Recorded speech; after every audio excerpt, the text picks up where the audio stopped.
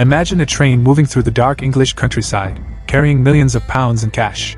To most people, it was simply another Royal Mail train traveling from Glasgow toward London. But on the night of August 7, 1963, this train became the target of one of the most daring and carefully planned robberies in British history. The crime would become known as the Great Train Robbery, and it would shock an entire nation. The story began with a group of professional criminals who had spent months planning the perfect attack. Their leader was Bruce Reynolds, an experienced robber who understood that stopping a heavily protected mail train would require more than weapons and force. The gang studied the railway system, watched the train's movements, and identified a remote location near Mentmore in Buckinghamshire. They knew the train carried huge amounts of cash being transported between banks, and they knew exactly when it was expected to pass through the area. Their plan depended on one thing: stopping the train without raising an alarm.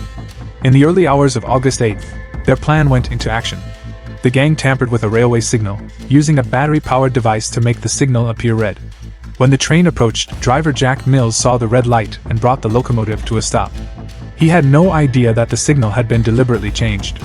When Mills stepped down from the locomotive to investigate, the criminals attacked him and knocked him unconscious.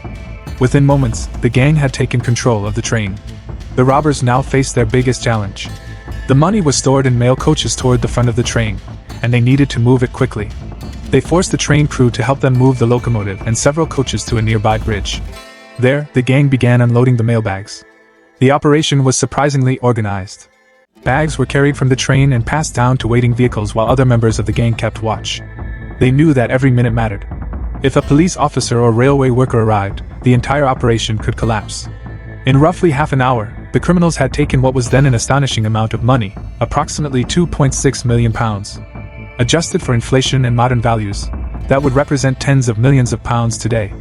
The gang quickly loaded the stolen cash into vehicles and escaped into the countryside. Watch full video, link in bio.